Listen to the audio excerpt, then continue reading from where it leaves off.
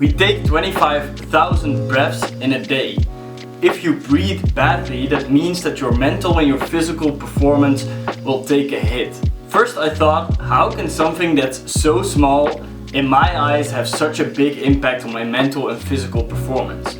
But when I started implementing the strategies I'm going to talk about with you today, I saw a drastic increase in my mental and my physical performance. So let's get into the video. So hey performers, welcome back to the channel. For those of you that don't know me, I'm Stephan, I'm a peak performance coach, and what I do is that I help entrepreneurs and traders optimize their health and performance. But let's get into the video. I'm going to give you some tips on why breathing is so important and how you can change your breath to change your state and change your mental and physical performance. So why is breathing so important? Like I said in the intro, we do 25,000 breaths in a day.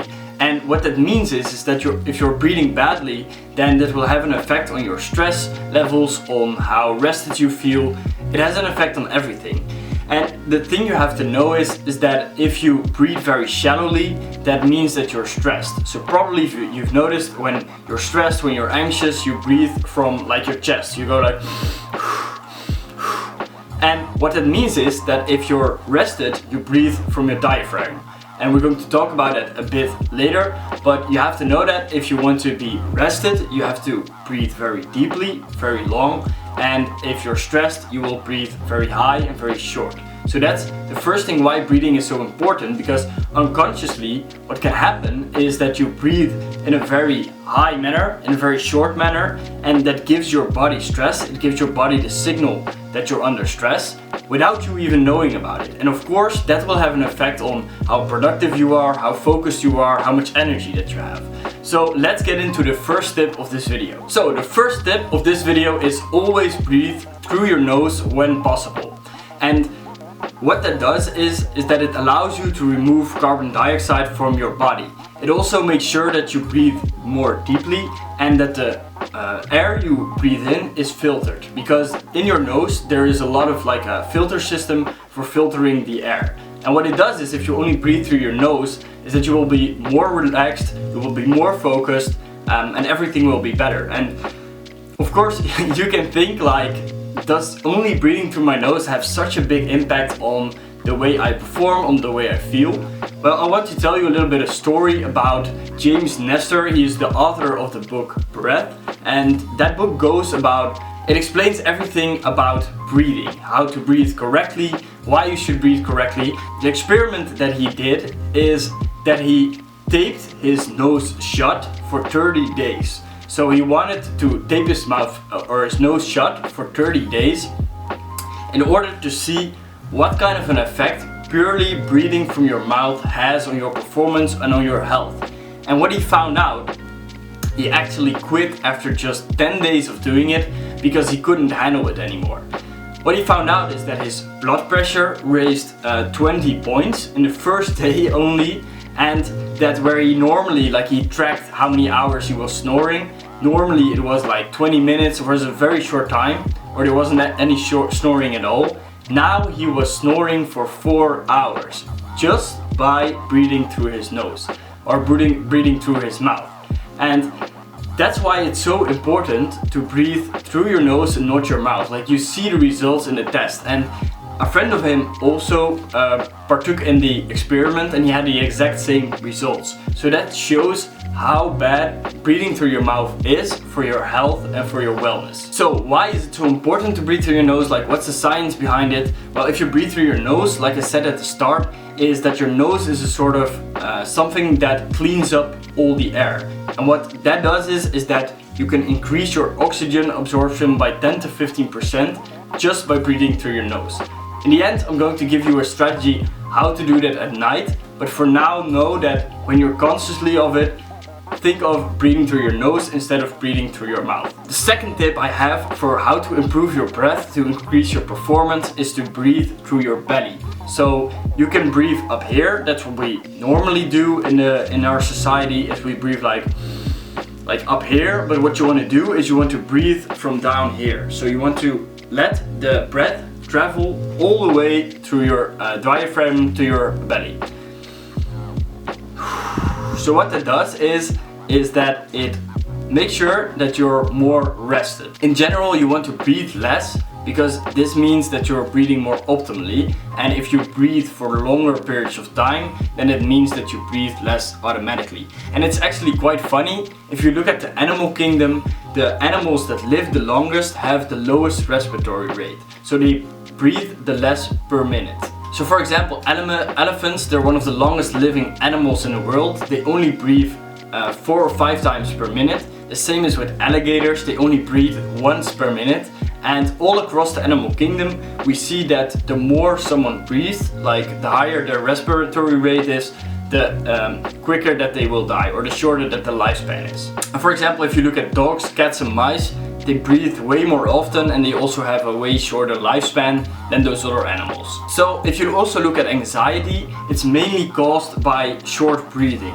So if you're breathing in a very shallow way, so you're breathing from your chest, then that signals to your body that you are in stress and that it has to do something to cope with that stress. So that's what we see in our modern society, is that we're constantly stressed, and if we're not breathing deeply, so breathing from our belly, then that means that we will stay in that anxiety state, stay in that stress state. And of course, for your performance, for your productivity, for your focus, that's not the optimal way to do things.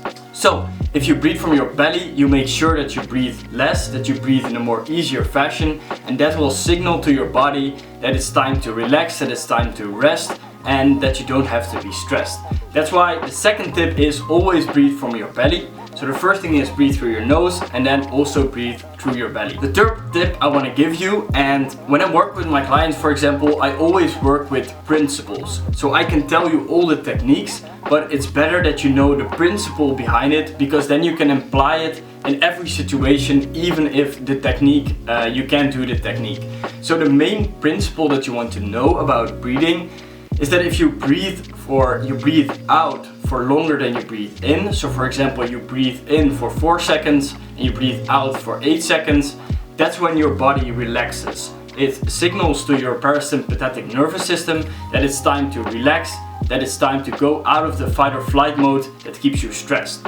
On the other side, if you want to be more focused, if you want to be more productive, or for example before you go into gym you want to be on, that's when you can inhale more than you exhale. So for example, that's also Wim Hof breathing, and you breathe in for, let's say, 6 counts and you breathe out for only 3 counts.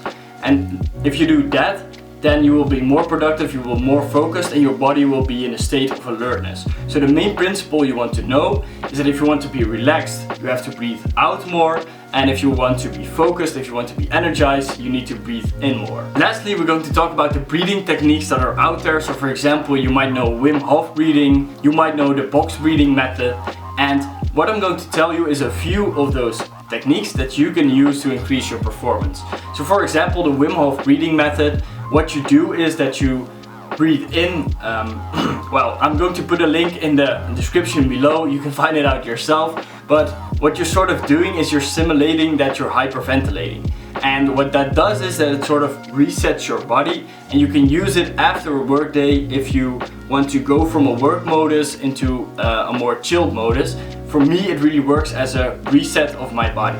The second technique that you can use is the 4-7-8 breathing. I used it at night, and what I said to you in the previous tip is that you breathe out longer than you breathe in.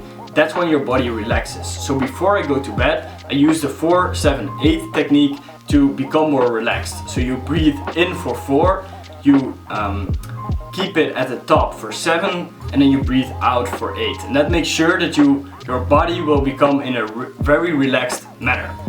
Then the last one, and afterwards I still have a bonus tip for you, is coherent breathing. It's 5.5 counts in, 5.5 counts out. And what it does is that breathing is optimal for our body. If you look at the optimal breath, it's around, I think, 5 or 6 breaths in a minute. And what you do with coherent breathing is that you go to the optimal breathing. What it does is that you can use it to increase your HRV, so increase your stress resistance, and I also use it during the day when I'm, for example, coming from my lunch and I'm not that focused yet. I use it to refocus and to sort of have a reset in my body. So those are the breathing techniques that you can use to up your performance. A bonus tip that I have is this. I have a piece of paper right here. It's not medical tape, but it's sort of like medical tape. And what I do at night before I go to bed, and if this is the first time you hear it, it's maybe quite strange, but I tape my mouth. So this is how I go to bed.